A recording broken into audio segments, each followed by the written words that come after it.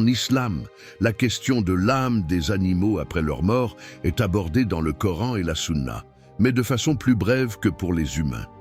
Voici ce que l'on peut en retenir. Qui prend l'âme des animaux? Comme pour les humains, c'est l'ange de la mort, Malak al-Maout, qui prend leur âme, avec l'aide des anges qui l'assistent. Le Coran dit de manière générale, Allah reçoit les âmes au moment de leur mort. Sourate 39, Az-Zumar, verset 42. Ce verset englobe tous les êtres vivants, humains et animaux. Que devient leur âme? Les animaux n'ont pas de responsabilité religieuse, taklif, comme les humains et les djinns. Ils ne seront donc pas jugés pour des actes de foi ou de mécréance.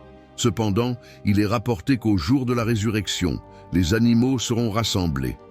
Le prophète a dit: « Tous les droits seront rendus à leurs ayants droit, au point que la brebis sans cornes recevra justice contre la brebis qui avait des cornes et la frapper. » Hadith authentique, Muslim, Tirmidhi.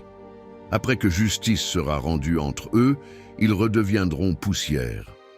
C'est ce que dit le Coran. Et quand les bêtes sauvages seront rassemblées, Sourate 81, At-Takwir, verset 5. Et concernant les mécréants qui verront cela, le mécréant dira: « Hélas pour moi, que ne suis-je poussière ?» Sourate 78, An-Naba, verset 40. Leurs âmes entre la mort et la résurrection.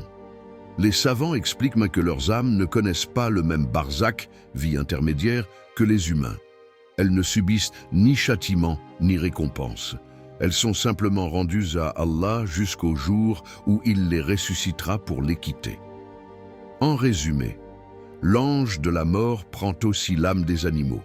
Ils seront ressuscités au jour du jugement pour que justice soit faite entre eux. Ensuite, ils redeviendront poussière. Leur âme n'est pas châtiée ni récompensée, car ils n'ont pas de responsabilité religieuse. Rappelle-toi, chaque petit geste de bonté envers un animal compte. Alors, honore cette connexion. Chaque âme précieuse mérite d'être respectée même au-delà de la vie. Un acte de cruauté sur eux est sévèrement condamné. Et la compassion envers eux est une vertu que tous doivent développer.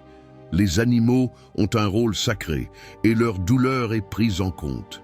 Qu'Allah nous guide et nous pardonne. Si ce récit t'a plu, abonne-toi pour plus de rappels. Salam wa alaikum.